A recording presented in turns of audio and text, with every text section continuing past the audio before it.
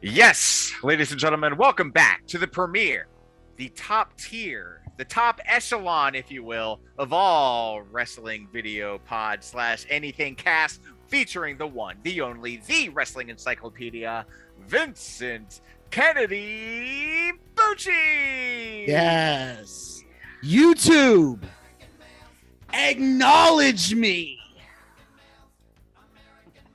That's right. Ladies and gentlemen, that is right.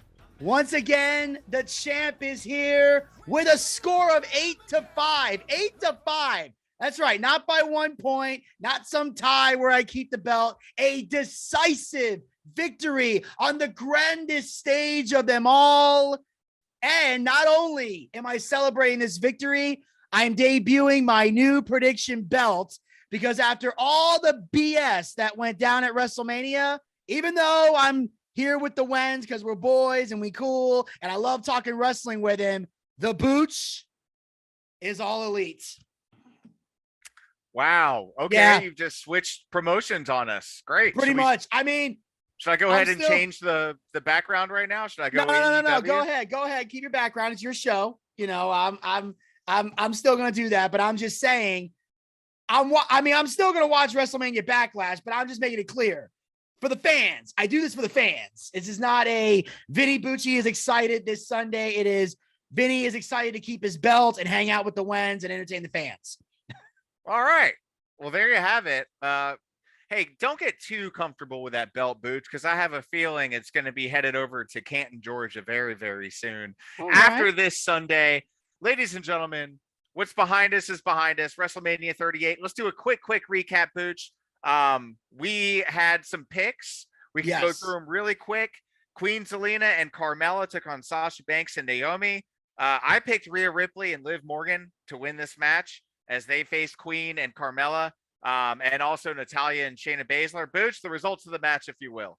Yes, Sasha Banks and Naomi took it in this fatal four-way match, which gave me the point for this. It was a good match. The girls did their best. But it was the girls did their best, but it was okay. Like I wasn't excited for this match. I was just glad that Sasha and Naomi won. Then of course we had a lot of craziness go down at this pay-per-view. Of course, I got to say, obviously, and I can run through some of these quick because if the provided this thing, here we go. Sorry, this thing we're using takes a while to go up and down the list. But anyway, Becky Lynch and Bianca Belair was one of the premier matches of the night. I had friends who hate women's wrestling that thought this was great. So that tells you something when they delivered. So I love that. Bianca, of course, won. So that gave us both a point right there. Then we had the next match, which shocked the world. And I think both of us, the Mysterios against the Miz and Logan Paul, I think we can all agree Logan Paul is amazing. The dude, the psychology, the moves he did, the pacing, Logan Paul has all the makings of being a WWE superstar. If he decided to be WWE full time, he could do just as good in this as he's doing in boxing and his podcast and everything else. And even The Miz said once in an interview, it's the first time he's ever been in the ring with someone who's more hated than him. Yeah. So it was amazing for him. And then, of course, The Miz turns on Logan Paul after the match. So now we're thinking when Logan Paul returns, it's going to be him versus Miz. I guess because Logan Paul wanted to come back as a babyface. Good luck with that. Logan Paul did a great job, but he's very easy to hate. So I don't see him pulling off a babyface run well, unless The Miz really turns up the heel heat. But either way, phenomenal match. Loved it. Then we had Drew McIntyre versus Happy Corbin. It was every bit the boredom we thought it was going to be. Yep. Drew won. That was a given. And of course, Miz and Logan Paul won that match to give me the win. But that gave us both a win right there. Then we cut to the Usos against Nakamura and Rick Boogs. Shocked that Rick got injured. Hope he's okay. I want to see him back. He was the highlight of the match for me, but I made the mistake. I bet against the Usos. I shouldn't have done that. Wen's got the point for that. That was me being arrogant. I got a little cocky. But then we cut to Sheamus and Ridge Holland against the New Day. Decent match. New Day won. We knew that. Then we cut to the match of the night, and I say the match of both nights. I'll give it that. Seth freaking Rollins gets in the ring. Who's his opponent? Not only was it Cody Rhodes, it was the American Nightmare. They gave him his AEW music, his AEW gimmick, his AEW gear. No Stardust except for the little cartwheel thing that he did, which I will say this, and this is probably the first and only time you'll ever hear me do this. I'm going to give props to Corey Graves, who I normally despise on commentary. He covered that up so well, saying it's Cody shedding the skin, getting rid of the past, a stupid idea that's never coming back. Like, he did great to cover that up. Cody stole the whole show. And I love what they're doing with him now. I love that he's coming back to win the belt they stole from my father in the garden. Like, he has got a story, and I know I'm jumping a little bit ahead here, but I'll make a bold statement right now. I think he dethrones the tribal chief. I mean, who else? Who freaking out? Who else is going to do it? And then we had one of the worst matches I've ever seen. I would use a different word to describe this, but I don't want to bring too much controversy to the show with everything going on in the real world. So I'll just say Charlotte and Ronda Rousey, it was every bit the disappointment I thought it was going to be. Worst finish I've ever seen, worst match I've ever seen. And to be honest, this played a major role in me going all elite right here. This was enough to make me go to hell with this. There's no hope. There's no hope left. Cody's the only thing keeping me even watching the highlights anymore. Like, after this match, that was when I went all elite. When I saw this disappointment right here. One of the worst booking decisions in WWE history, and that's saying a lot. Then we cut to the most entertaining match of the night. Not the best match, but the most entertaining. Johnny Knoxville and Sami Zayn. Did I not call it? All right, listen, everybody. If you weren't here for this prediction, when Wee Man came out from underneath the ring, I was like, holy crap, Booch called it. He didn't come out in the leprechaun uniform, but it doesn't matter because he wasn't a leprechaun on the show, on Jackass. Yeah. You know, he came out not like Hornswoggle. He came out like he was, like Wee Man. And it was awesome because it just made me remember exactly what you said. And Booch, you called it. You were like, hey, if this is a wrestling match, I would agree. Sami Zayn 100%, but it's an anything goes match and anything went. I guess that's the proper verb tense there. It was fun. Yes. It was a fun match. A lot better than some of the other matches on this card. But props to Johnny Knoxville, man. Like, close to what is he in his 50s? I mean, he's an old man. You know what I mean? So, and he's been through the ringer, and that was fun. And then, of course, Pat McAfee versus Austin Theory. This was, go ahead. Beautiful. Just his entrance, everything. And it was kind of funny because they had the Dallas Cowboy cheerleaders there for the opening, which made sense because, you know, regardless of your favorite football team, they're the most legendary cheerleaders on the planet. So it was natural they would use them for this. And it felt kind of weird because he's known for playing for the Indianapolis Colts. I can't remember if Pat McAfee ever played for the Cowboys, but I know he's notorious for being on the Colts. And he comes out, cheerleaders, the music from the White Stripes, everything, kicking the ball into the crowd. Like, again, this is a prime example of why most modern wrestling is in the toilet. It's because you got guys like Pat McAfee who understand how wrestling is supposed to work, and they can come out and outshine everyone. Like, Austin Theory was just there. He was an opponent. He did a lot to build up the match, but this was Pat McAfee's night, and everything was going great until Vince McMahon. We've heard of Vince McMahon screwing things up in the past. I've never seen it happen right in front of my face. Like, I've never seen a guy go from made to buried that fast. Like 100 to 0 in like 10 seconds. He went from beating Austin Theory in an incredible match with incredible athleticism on Pat McAfee's part, which, if you're an NXT guy, you saw this coming. If you've never watched NXT, this is your first time being amazed at Pat McAfee's skill. And then all of a sudden, he's getting beat up by Vince McMahon. I mean, I know Austin Theory did a little bit to help to make it believable, but still, He kicks him in the gut with a football and pins him. Then he's kicked out of the ring. Then Stone Cold comes out, beer, drink, everything. And I'll get to Austin in a minute. And then he's drinking. He stuns Vince McMahon. Worst stunner he's ever given to Vince McMahon. And then McAfee comes in, does the beer, gets the stunner. Here's the thing. If McAfee had just beaten Austin Theory and Vince maybe just beat on him, no match, just a beat down, and then Austin came in, they cleared house, had a beer, and then he hit him with a stunner, I'd be totally fine with that. But because of the loss to Vince and everything, they took a good thing and killed it. That made me angry. But Pat McAfee won, point for me. Then we get to RK Bro, the Street Profits, Alpha Academy. Great match. Great match. I mean, we both lost this one. Yeah, it was a good L though. I was like, I was satisfied yeah. at the end of this match. I was like, okay, they deserved it. And there were at no point in this match did I feel like nobody was like there was nobody that was going to be counted out of final contention here. There's so many chances and that's what a good triple threat match does, right? And Alpha Academy, I love these guys. The shush, I love it. And I love how quiet Otis is. He's just like the perfect partner to Chad Gable. And they should be more over than they are. And I think they're going to eventually be more over.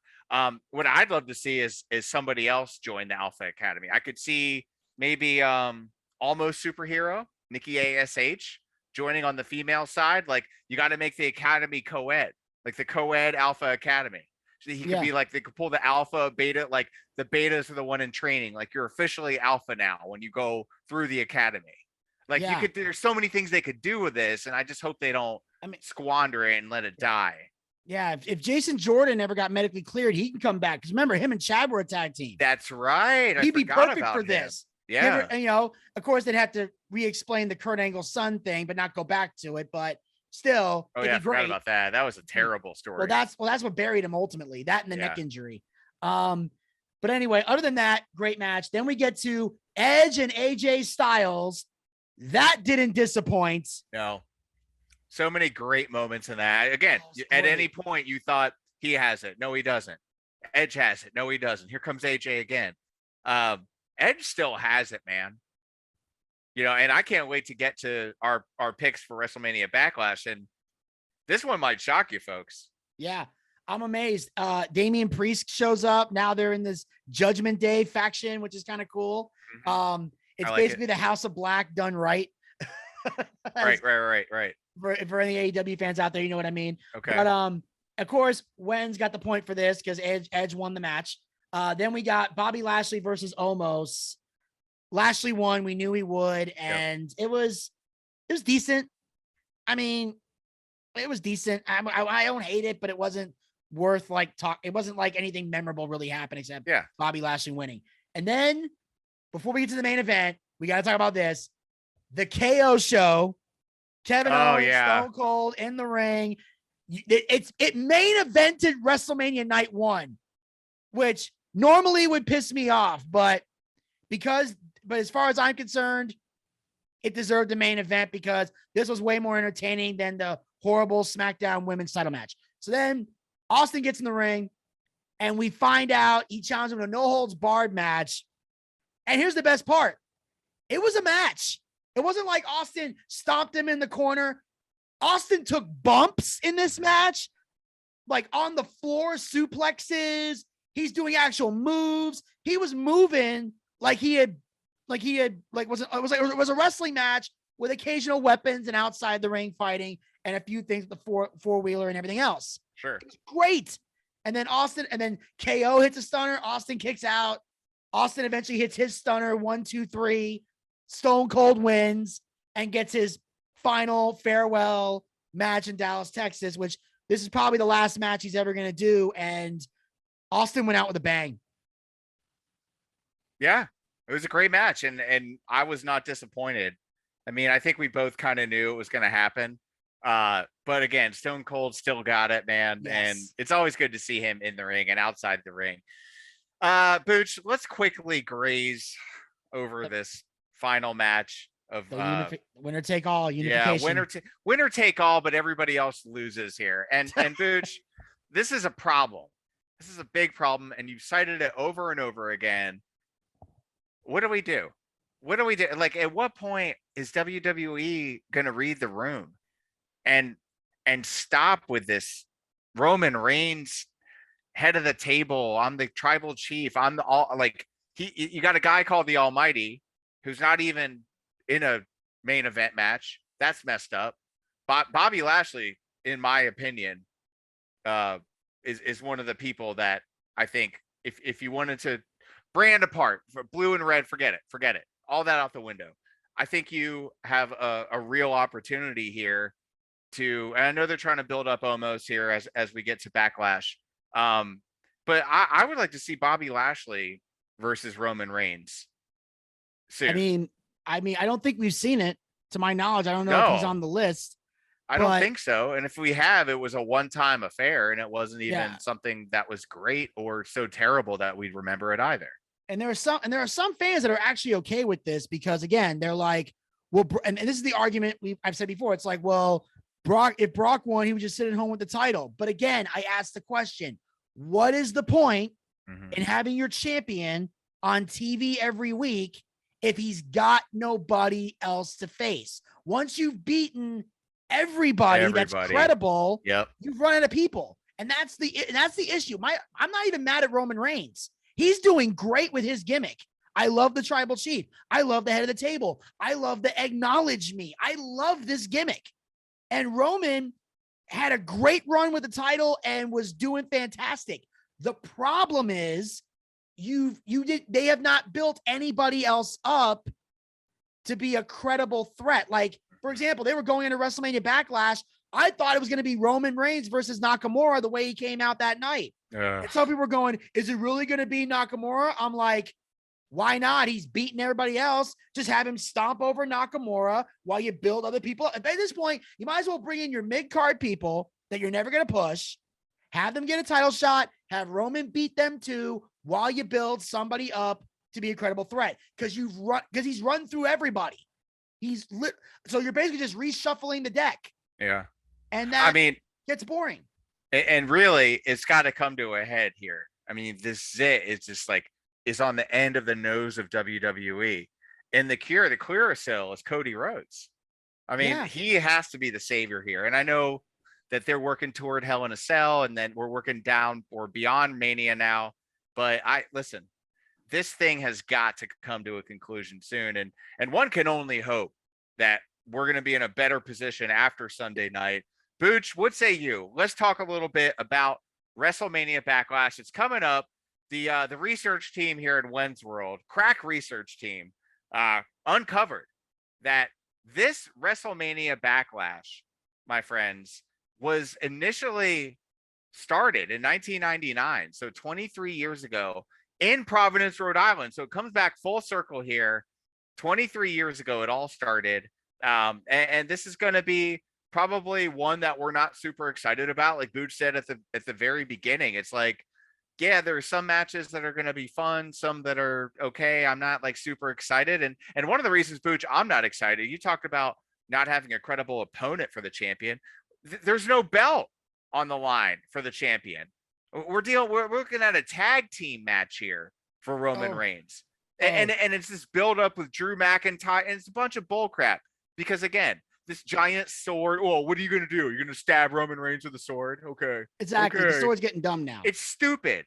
And it's like, we know Drew McIntyre isn't gonna beat Roman Reigns. Now, is Drew McIntyre gonna win this Sunday? Yeah, because it's a tag team match. Roman Reigns and the Usos are gonna lose.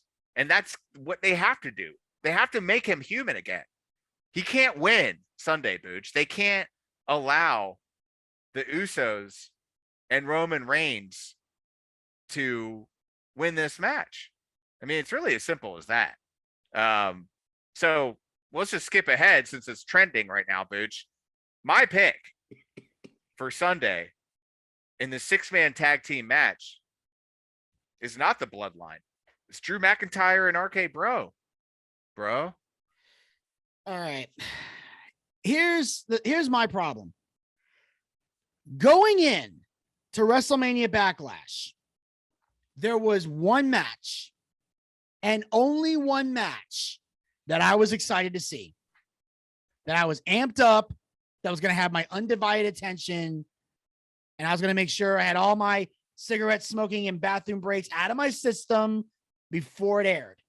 And that was the tag team title unification match. I know, that would have been so nice, right? Yeah, I'm ready.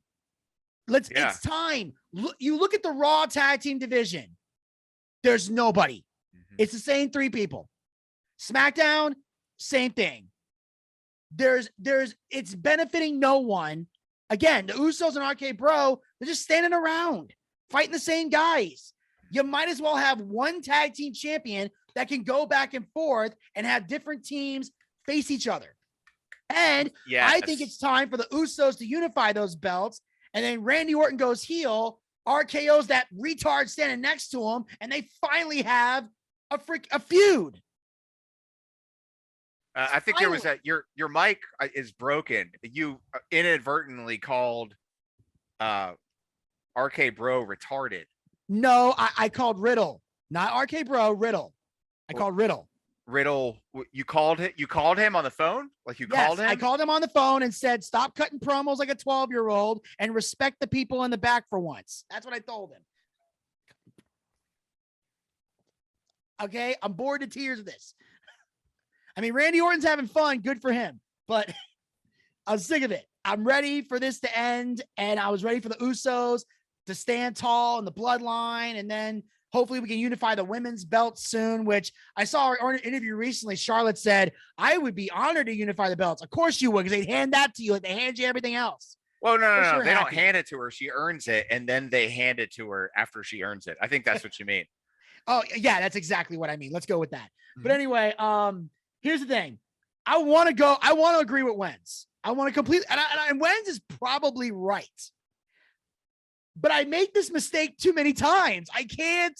Every time I've gone against the bloodline, I lose. Every time. Knowing me, this will be the one time I pick them and Drew pins Roman. And then I'm going to start crying. It's going to happen. It's written on the wall. Like, I can't. Because if I go with you and the bloodline wins, I'll still, either way, I'm going to cry. The only way I'm not going to cry is if the bloodline wins. So I'm going with the bloodline. Here's the thing. In the mind of those wackadoodle writers in Stamford, Connecticut, this is a no-brainer. Like you have Drew McIntyre make Roman Reigns human again. Make him human again, okay?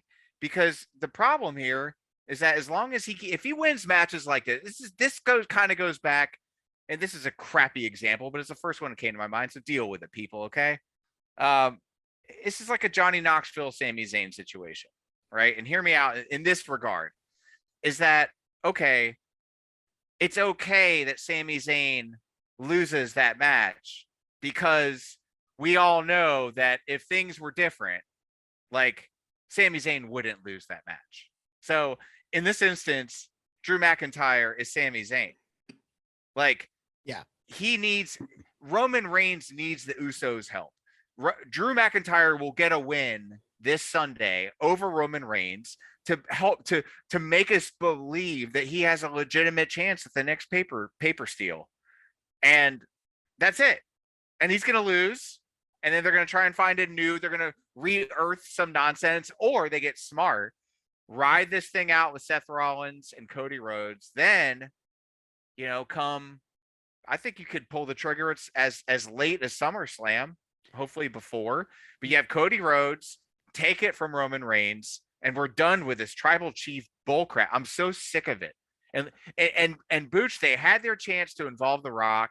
They had their chance to make it legit, and that's the only, in my opinion, the only real genuine way that Roman Reigns could have been, I guess, knighted this title. Like, you have to have Rocky, like Rocky Maivia, The Rock, like he's the head of the table, like High Chief Peter Maivia, then Rocky Johnson, and then Dwayne The Rock Johnson passes it on to Roman Reigns, and then one day he passes it on to one of the Usos, Jay or Jimmy, and so on and so forth.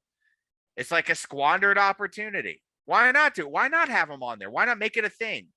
Why not have him back on at SummerSlam? We talked about. Instead, they'll have this egg from a movie, and he's not even there in the building for 10 minutes. Not even streaming something on Instagram. Like, hey, this is The Rock. Sorry, I couldn't be there. I'm filming a movie. They just talked about the run that John Cena did with The Rock. It was like in 2012, something like that. It's like 10 years ago. Yeah, and he talked about it. The part of the punch was Cena was mocking The Rock for not being there. Like you part-time. And he's like, I didn't realize that when you make movies, you can't miss anything. You can't afford to get hit in the face inadvertently because it messes up the livelihoods of hundreds of other people that are counting on you. Like it became one of these things where he helped us understand that it's bigger than that. So I understand that The Rock can't be there for everything, but The Rock isn't there for anything. Okay, so the fact that he's being touted even in the opening, like that bothers me. Because I feel like now WWE is kissing The Rock's ass using riding his coattails. And I'm like, dude, no. If anything, The Rock should have a little more modesty and gravitas here. And, you know, and say, hey, I wouldn't be where I am without that brand. Like, I know it's not what it was, and we all know that, right? But here we are, and it's my role to pass the plate down to the other side of the table and celebrate the new head of the table. Like, become involved in the damn story. It's your cousin, for God's sakes. Yeah. It's not a made up story. It's not anything like that. You know, it's not the hand between Mark Henry. You know what I mean? And Mae Young. Like, it's not bullshit. It's like, this is a real family. And I just think they could have done something with it. But again, I don't know, just squandered opportunities. And Boots, yeah, that's what they're gonna do. They're gonna have Drew McIntyre win this match, and RK Bro will do fun things and all that. But at the end of the day, Roman Reigns will beat Drew McIntyre at the next pay-per-view, and then hopefully they move on from Drew McIntyre and Roman Reigns. But it's gonna be a while. Yeah, and I agree with everything you just said. I'm only gonna add two things. Sure. One, Cody. If Cody should be the one to take the belt, but SummerSlam is where it needs to happen. And I'm going to tell you why. Because SummerSlam 2020 was when Roman won the Universal title and started this whole thing. So it'll be 2 years. He's been champion. So at the pay-per-view where he won it 2 years ago, plus SummerSlam is the next big show. Yep. This is the big four. Mm-hmm. Have Cody take it there. Mm-hmm. Build Cody to SummerSlam and then Cody faces Roman, beats Roman, wins the belt. And also, there was a funny thing, like The Rock has that show, Young Rock. Yeah. They recently had a thing where like The Rock was watching TV or something, like, and it was like a big family thing. And a young Roman Reigns was like jumping on The Rock and like, you know, being like trying to like jump on his back and everything. I'm like, come on, let's wrestle or everything. Like, I'm fun. And he's like, get off me. Like, I'm watching TV. Like, he's like, and then somebody jokingly said, no, that's something you ought to say for like a WrestleMania. So they kind of threw that in there as like a throwaway joke in the show. Right. They know everybody wants to see that. But the rumor is because next year WrestleMania is in Hollywood, that's when they're saying, allegedly, they're going to pull the trigger and have The Rock finally face Roman Reigns. But I'm not holding my breath for that, and neither should you or anybody else. Chances are higher me being Pope at this point, but that's when they're saying. So, but yeah, I agree with all that. Yeah, and you know, so your pick, are you going? Are you officially going with the bloodline here? I'm rolling the dice. I'm going with the bloodline.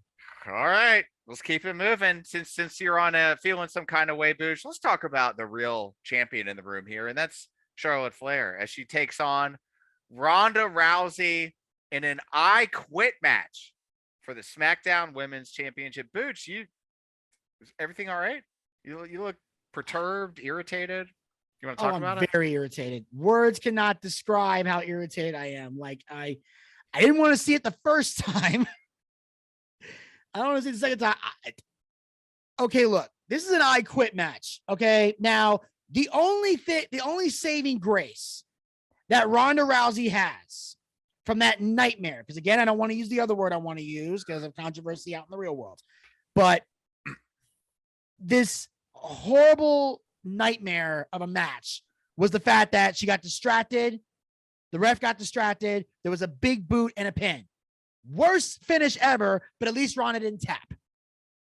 If Ronda Rousey says the words, I quit in this match, just send her home. There is no hope of giving Ronda Rousey any more credibility. Better yet, I'll say this: send your whole women's division home. Make that the next round of cuts. Just get rid of all the women and just let Charlotte walk to the ring every week. Oh, I like that. Yeah, you like that. Oh, of course I love you that. do. I like that. I'm saying Ronda cannot lose this match. They have now backed themselves into a corner where there is no way she can lose this. If she loses, that's it. She's done. Dead as a wrestler, dead as an attraction, everything. And don't even put my name next to what the hell. Move that. Yeah, put the right where Ronda is. Put my name next to your name or on top, whatever you want to do. Don't even think of putting that over there. But yeah, it's got to be Ronda Rousey. And it's not even because I hate Charlotte. That's part of it. But Ronda cannot quit. There's not an option. Why?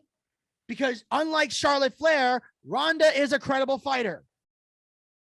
You got to take these things into account when you book these things. You can't book a legit MMA fighter, one of the greatest of all time, to say, I quit to a sports entertainer. Our producer just popped on. Booch, we got a lightning round now. He said you went too far about your hatred for Charlotte Flair. He just said that your hatred for Charlotte Flair again dominated the show as usual. But don't worry, the consultants will talk to you after this recording. It can get messy, folks, here in the boardroom. So there we go. We both agree that Ronda Rousey should, will, and has to win that match. It'll be hilarious when Charlotte does win, though, and I text you, and there's a man on the interstate about to jump off, and it's Vinny Bucci, because I think that's exactly what's going to happen if Ronda loses this match. Cody Rhodes versus Seth freaking Rollins. No belt, just pride. The second match, I mean, great first match. Can they outdo themselves, Booch? And who you got in this one? I got the Nightmare. Cody. It's got to be Cody. Cody has to win this again because they're building him up for something special. So it's got to be Cody. Or if Seth does win, it has to be a roll up, like grabbing the tights or holding the ropes for leverage. He has to cheat. He cannot decisive. If Cody does lose this match, which he shouldn't, Seth has to cheat. It's got to be a cheap win somehow. Low blow, whatever. But I think Cody's going to win because, again, they got to build Cody to get him to SummerSlam to face Roman. So Cody needs the win. He needs the momentum. AJ Styles versus Edge. I'm going with a rated R superstar because he still totally reeks of awesomeness. This is a tough one because I was going for Edge until Finn Balor showed up.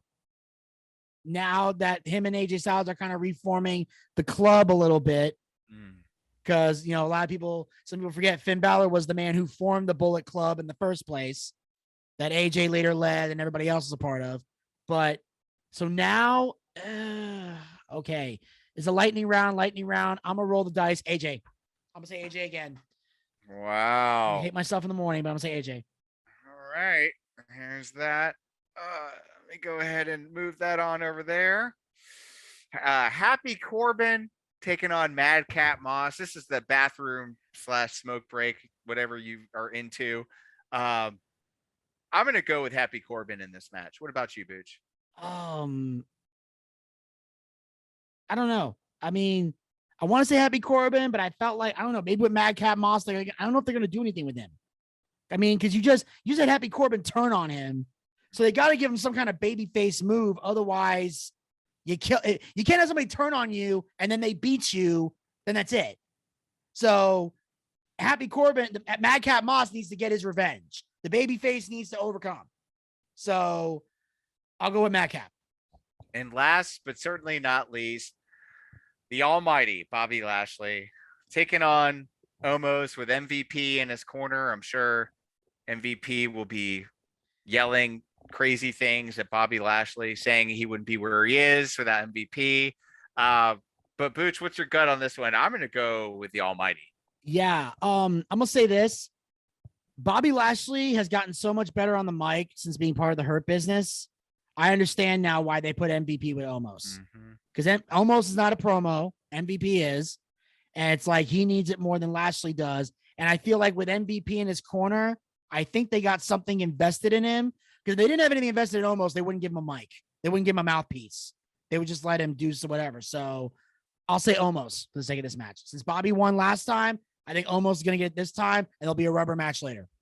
And we will have a clear-cut winner after this Sunday night. Friends, Roman's countrymen, lend me your eardrums. You will never, ever hear us leave an episode of the Male Soap Opera Moment featuring the one and only wrestling encyclopedia Vincent Kennedy Bucci without a couple key catchphrases. One of which is, have a nice day.